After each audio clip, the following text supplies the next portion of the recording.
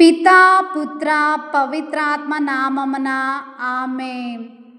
ప్రియమైన సహోదరి సహోదరులారా, కీర్తన 116 నుండి 120 వరకు ధ్యానించినట్లయితే అవి మన జీవిత గమ్యాన్ని నిర్దేశించే ఆత్మీయ గీతాలు, హృదయాన్ని కదిలించే స్తుతి గీతాలు, దేవుని ఎడల భక్తిని వినయాన్ని పెంపొందించి మానవునికి భగవంతునికి మధ్య సత్సంబంధాన్ని మెరుగుపరిచి ఆత్మీయ కీర్తనలు.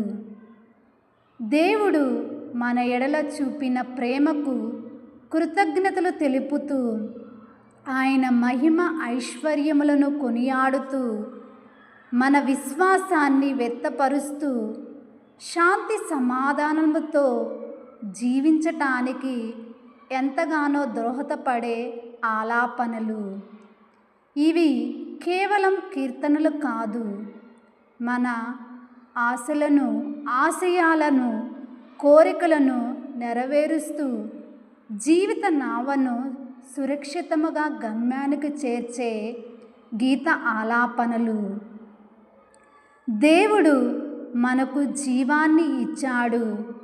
కష్టాలు ఎదురైనప్పుడు, నిరాశలో, నిస్పృహతో సతమతమవుతున్నప్పుడు, భయాలు మనలను చుట్టుముట్టినప్పుడు మనకు తోడుగా ఉంటూ మనకు ధైర్యాన్ని, ఆత్మశైర్యాన్ని వసుకుతూ మన ప్రార్థనలకు జవాబు వసుకుతూ మనలను తన రెక్కల చాటున ఉంచుకొని రక్షిస్తున్నందుకు, బాధల్లో నుండి విముక్తిని ప్రసాదిస్తూ మానవత్వం మనలో పురుకలుపుతూ ఉన్న ఆ ప్రభువునకు ధన్యవాదాలు చెప్దాం.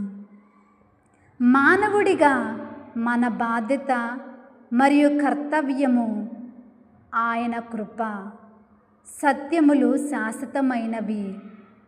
ఆయన ప్రేమకు హద్దులు లేవు, ఎల్లలు లేవు.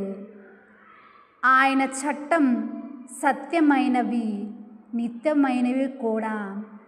వాటిని మనము మననం చెయ్యాలి. మన మనసులను ఆయనపై, ఆయన వైపుకు మరల్చాలి. ఆయనను ఆశ్రయించి ఆయనపై ఆధారపడి జీవిస్తే, ఆయనను మన రక్షకుడిగా విశ్వసిస్తే ఏ శత్రువు కూడా మనలను ఎదిరింపలేడు. శాంతి కాంతులకు నిలయమైన ఆ భగవానుడు మనలను చెయ్యి విడవడు అనే సత్యాన్ని తెలుసుకొని మసులుకుంటే జీవితం కలభరితమవుతుంది. ఆమేన్.